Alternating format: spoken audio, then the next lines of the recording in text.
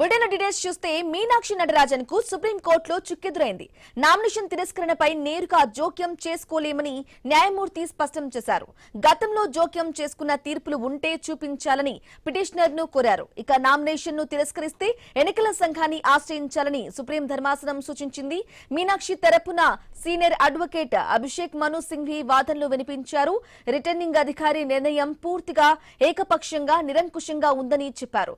Section 33A ప్రకారం nomination పత్రాలలో criminal కేసుల వివరాలు వెల్లడించడం తప్పనిసరి అని తెలిపారు.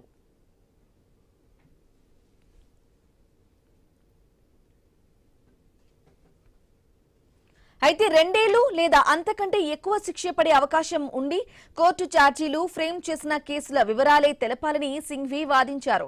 ఇక ప్రస్తుత కేసులు అలా కోర్టు ఎటువంటి పరిగణలోకి తీసుకోలేదని చెప్పారు. బిఎన్ఎస్ఎస్ సెక్షన్ 223 ప్రకారం నిందితుడి వాదన వినకుండా నిర్ణయం తీసుకోకూడదని తెలిపారు. ఇక చట్టపరంగా విచారణే ప్రారంభం కానప్పుడు ఛార్జీలు ఫ్రేమ్ చేసే ప్రసక్తే లేదని సింఘ్వి వాదించారు. సెక్షన్ 33A కింద నిర్దేశించిన నిబంధనలు ఉల్లంఘించలేదని, నామినేషన్ తిరస్కరణ చెల్లదని చెప్పారు. ఇక మీనాక్షి నటరాజన్ పిటిషన్ పై జస్టిస్ పీకే మిశ్రా నేతృత్వంలోని ధర్మాసనం కేసును విచారించింది. ఎన్నికల ప్రక్రియ కొనసాగుతూ ఉన్న సమయంలో కోర్టుల జోక్యం సరికాదని చెప్పారు. ఆర్టికల్ 32 ప్రకారం కోర్టులు జోక్యం చేసుకోలేవని చెప్పారు. ఎన్నికల ప్రక్రియ జరుగుతున్న సమయంలో నేరుగా సుప్రీంకోర్టును ఆశ్రయించడం సరైన మార్గం కాదని పిటిషనర్ కు సుప్రీం ధర్మాసనం తెలిపింది. అయితే మీనాక్షికి చట్టపరమైన పరిహారం పొందే అవకాశం ఉందని కోర్టు తెలిపింది.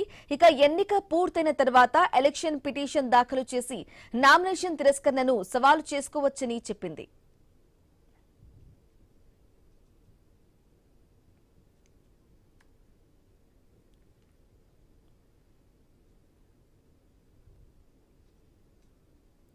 ఇక మీనాక్షి నటరాజన్ కు సుప్రీం కోర్టులో చుక్కెదురైంది. నామినేషన్ తిరస్కరణపై నేరుగా జోక్యం చేసుకోలేమని న్యాయమూర్తి అయితే స్పష్టం చేశారు. అయితే గతంలో కూడా జోక్యం చేసుకున్న తీర్పులుంటే చూపించాలని పిటిషనర్ ను కోరారు. ఇక నామినేషన్ ను తిరస్కరిస్తే ఎన్నికల సంఘాన్ని ఆశ్రయించాలని కూడా సుప్రీం ధర్మాసనం సూచించింది.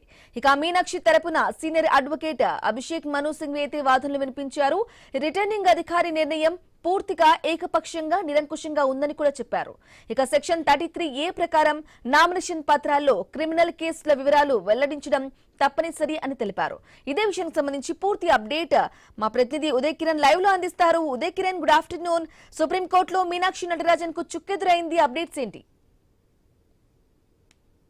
మధ్యప్రదేశ్ నుంచి రాజ్యసభ అభ్యర్థిగా మీనాక్షి నటరాజన్ ను కూడా కాంగ్రెస్ అధిష్టానం నిర్ణయించింది. దీనికి సంబంధించిన ఇప్పటికే ఆమెపై కేసులు ఉన్నాయని చెప్పేసి నామినేషన్ తిరస్కరణ కూడా గురైంది. దీనికి సంబంధించిన ఇప్పటికే కాంగ్రెస్ నాయకులు కావచ్చు, అటు 62 మంది ఎమ్మెల్యేలు సైతం ఈ రోజు ఢిల్లీలో ధర్నాకు దిగారు. దీనికి సంబంధించిన ఇప్పటికే కాంగ్రెస్ పెద్దలు కావచ్చు, కాంగ్రెస్ నాయకులు సుప్రీం కోర్టును కూడా ఆశ్రయించిన పరిస్థితి కూడా మనం చూస్తా ఉన్నాం.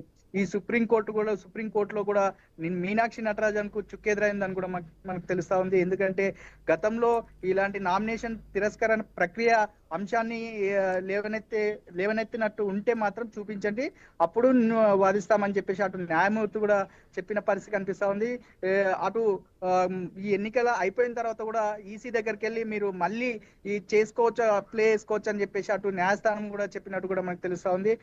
ఈ రోజు ఏదైతే నిరసన కార్యక్రమం తెలిపిరో దీనికి సంబంధించిన ఇప్పటికే సుప్రీంకోర్టులో చుక్కెదురైన పరిస్థితుల నేపథ్యంలో కూడా మరి ఈసీ దగ్గరికి వెళ్తారా, లేకపోతే ఇతర అంశాలపై ఎలా స్పందిస్తారా అనే అంశాలపై కూడా స్పష్టత వచ్చే అవకాశం ఉంది. దీంతో పాటు ఇప్పటికే ఇటు మధ్యప్రదేశ్ నుంచి అటు బీజేపీ ఏకగ్రీవంగా కూడా ఎన్నికైన నేపథ్యంలో కూడా దీనిపై కాంగ్రెస్ అధిష్టానం ఎలా స్పందిస్తారా అనే అంశంపై కూడా మనం వేచి చూడాల్సి ఉంది. అయితే మీనాక్షి నామినేషన్ తిరస్కరణకు వ్యతిరేకంగా కూడా కాంగ్రెస్ ఆందోళన చేస్తోంది, అలాగే ధర్నా కూడా నిర్వహిస్తుంది. ఈ నేపథ్యంలో రాష్ట్రపతి అపాయింట్మెంట్ కూడా కోరినట్టుగా కూడా కాంగ్రెస్ కమిటీ ఇన్ఫర్మేషన్ ఉంది. దానికి సంబంధించిన అప్డేట్స్ ఏంటి? దీని నామినేషన్ తిరస్కరణ ప్రక్రియపై ఇప్పటికే కాంగ్రెస్ నాయకులు నిరసనకు దిగారు. దీనిపై గత 2-3 రోజుల నుంచి కూడా స్పందిస్తున్న పరిస్థితి కనిపిస్తుంది. ఇది కేవలం ఏకపక్ష ధోరణి వల్లనే ఇలాంటి సమస్యలు ఏర్పడతాయని చెప్పేసి వారు బీజేపీపై ధ్వజమెత్తిన పరిస్థితి కనిపిస్తుంది. కేవలం వాళ్ళ కంట్రోల్ పెట్టుకొని అటు ఎన్నికలను కూడా వాళ్ళ కంట్రోల్ పెట్టుకొని ఇలాంటి అంశాలను తెర మీదకి తీసుకొస్తారని చెప్పేసి వారు చెప్తున్న పరిస్థితి కనిపిస్తుంది. మరోపక్క కూడా ఇదే అంశంపై రాష్ట్రపతి ద్రౌపది ముర్మును కూడా కలిసేందుకు ఇప్పటికే కాంగ్రెస్ ఎమ్మెల్యేలు కూడా అపాయింట్మెంట్ కోరినట్టు కూడా మనకు తెలుస్తుంది. మరి అపాయింట్మెంట్ ఇచ్చారా లేదా అనే అంశాలపై కూడా పూర్తి స్పష్టత రాలేదు.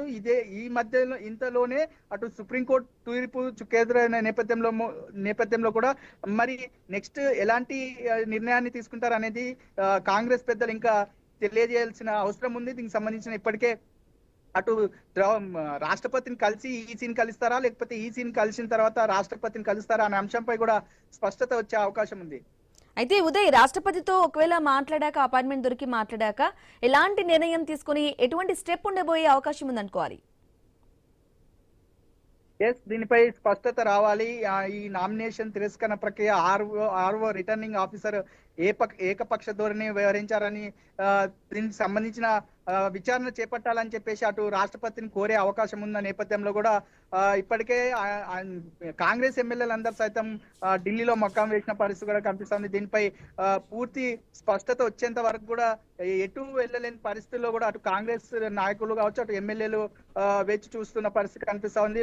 మరి తెలియాలి రాష్ట్రపతి అపాయింట్మెంట్ ఇచ్చిన తర్వాత ఎలాంటి అంశాలపై మాట్లాడతారు అనే విషయాలు కూడా తెలియాల్సి ఉంది. Right Uday Kiran, thank you for the updates.